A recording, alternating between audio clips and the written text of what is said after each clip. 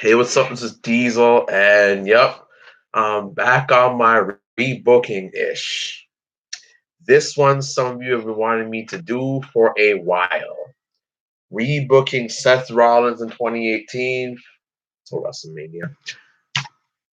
Wondering where WWE went wrong with Seth Rollins, and I got the answers for you. I know exactly where it is they went wrong, but you know what? Let's start where they should have got it right. First things first. Seth Rollins and his hot IC title run should have won Money in the Bank. Start there. He should have won Money in the Bank. Him and Braun Strowman were two hottest babyfaces, but don't worry, we'll get to that. He should have won Money in the Bank, so he has Money in the Bank and he has the Intercontinental title, right? And then challenges Brock Lesnar at SummerSlam 2018. Challenge accepted. Well, he has no choice because at the end of the day, he has Money in the Bank. It should not have been Roman Reigns. It really should not have. On the SummerSlam, Seth Rollins versus Brock Lesnar for the Universal title. Seth Rollins wins clean. Simple as that. Seth Rollins is WWE champion. Hell in a Cell, he faces Dolph Ziggler for the Universal title. Wins. Super Showdown, keep. Crown Jewel, we have the rematch. Seth Rollins versus Brock Lesnar. Brock Lesnar wins the WWE title back due to Dean Ambrose turning heel and screwing over Seth Rollins with the WWE title. Then Seth Rollins and Dean Ambrose feuds. Seth Rollins as the babyface, Dean Ambrose as the heel. And they do a better job than what they did, in real life, all the goofy stuff, which led Dean Ambrose to leave. Survivor Series, but who knows? It's WWE, so they probably would have still done it hokey anyways. Survivor Series, we have the showdown with it's gonna be Dean Ambrose versus Seth Rollins. Dean Ambrose attacks Seth Rollins from behind and takes out Seth Rollins with a chair. The match does not happen. TLC, Seth Rollins versus Dean Ambrose. We get a real brutal fight, not the regular match you got in real life. You got an all-out brawl, and Dean Ambrose wins heel fashion. What's it called? One of the Raws somewhere between TLC and 2019 Royal Rumble. This is called Seth Rollins and Dean Ambrose wrestle each other, and Seth Rollins wins. Now, Royal Rumble. What's it called? Royal Rumble. Seth Rollins versus Dean Ambrose. They're 1-1. This is the deal breaker match. Seth Rollins wins. Dean Ambrose offers Seth Rollins his hand and shakes it. Braun Strowman wins the Royal Rumble. Keep Fastlane exactly the same. And WrestleMania 35, that's where you do the big dream match between Seth Rollins and AJ Styles. WrestleMania 35 was the time to do it.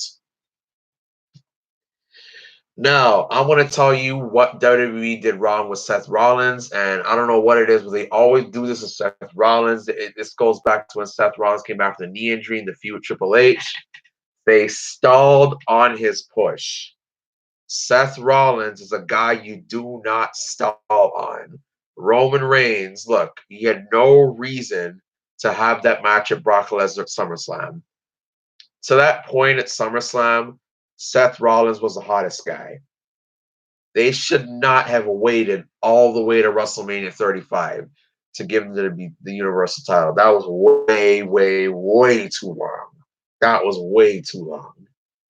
And then worse too, you don't have Braun Strowman cashing in either. And then remember they stalled with Seth Rollins with Triple H. Like Seth Rollins, that guy you cannot stall on him. WWE stalled on Seth Rollins.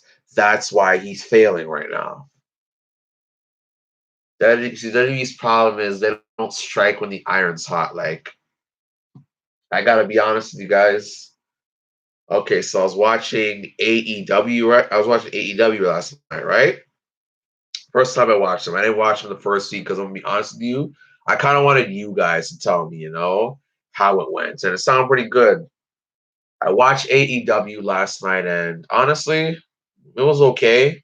I kind of felt Chris Jericho carried the show is better than WWE, but I can't just keep on going off, well, at least it's better than WWE. No, like, I gotta be honest with you guys. That guy who used to watch wrestling weekly back in 2012 last time, truly, and early 2013, that guy's dead.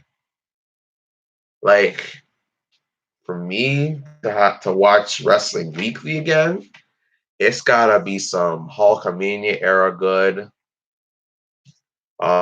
Even maybe 1994 Bret Hart era good, 1996 good, Attitude era good, early Ruthless Aggression, well, more the SmackDown side good, 2005. Well, I don't know.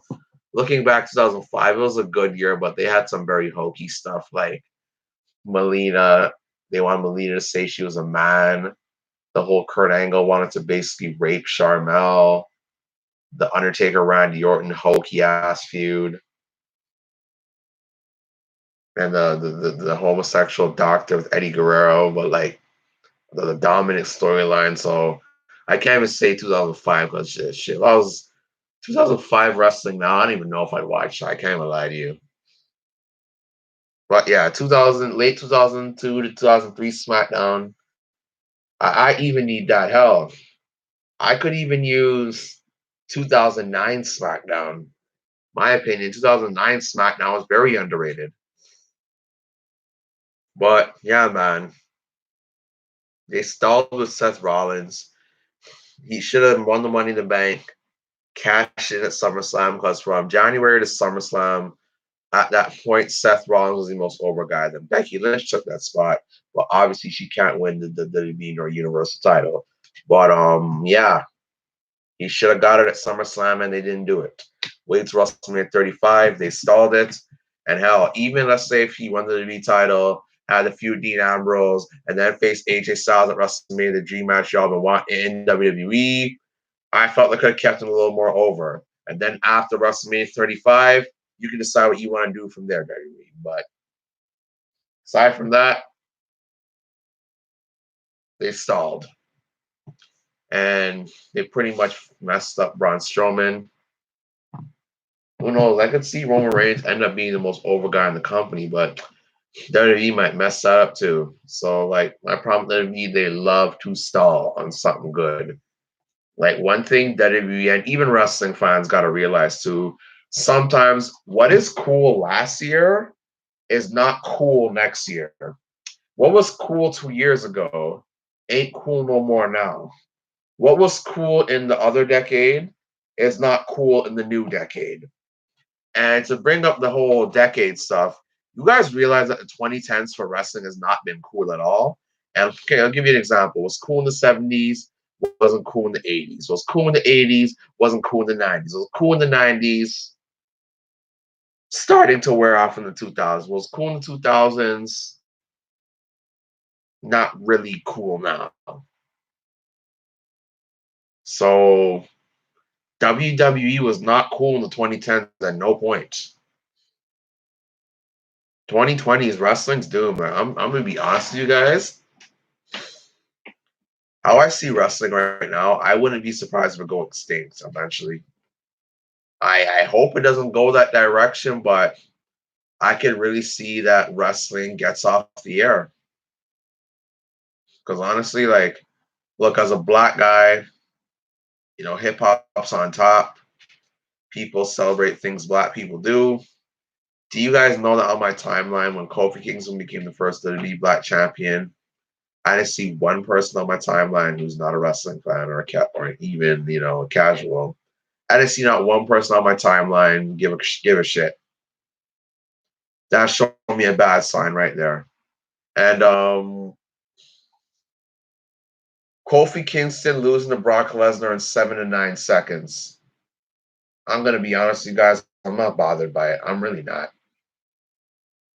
I saw Brock versus Kofi. I said, even when I heard him, I'm like, yeah, it's a good title run at last. Kofi, you deserve it, but it's all coming to an end. And then 7 to 9 seconds. Am I bothered by it?